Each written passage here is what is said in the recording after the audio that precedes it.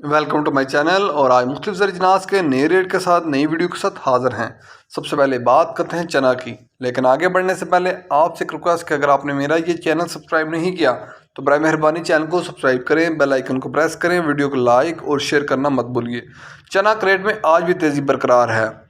चना मुल्तान में 7425 से लेकर 7450 रुपये पर मन। चना मुल्तान में 7425 से लेकर 7450 रुपये पर मन। फैसलाबाद में चने का रेट है 7300 रुपये पर मन। फैसलाबाद में चने का रेट है 7300 रुपये पर मन।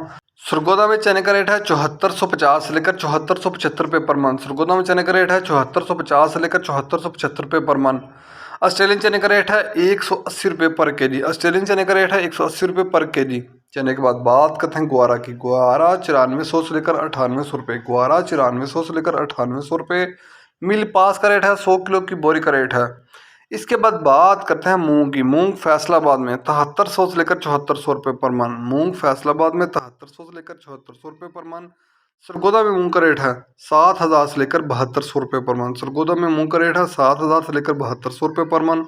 हैदराबाद में मूंग का रेट है 7200 से लेकर 7250 रुपये पर मन। हैदराबाद में मूंग का रेट है 7200 से लेकर 7250 रुपये पर मन। इसके बाद बात करते हैं बाजरे की। बाजरा मुल्तान में 2300 रुपये पर मन। बाजरा मुल्तान में 2300 रुपये पर मन। फैसलाबाद में बाजरे का रेट है 2325 रुपये पर मन।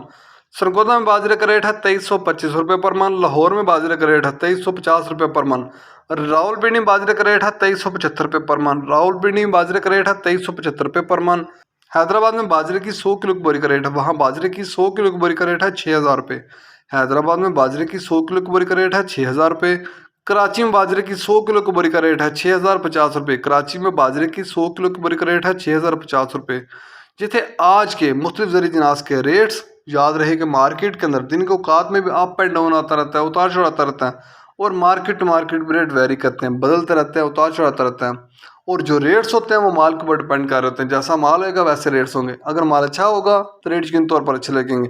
अगर माल के अंदर कम पेशी होगी तो रेट यकीनी तौर पर नीचे आएंगे। अगर आपको मेरी ये वीडियो पसंद आई हो तो लाइक और शेयर करना मत भूलिए। शुक्रिया।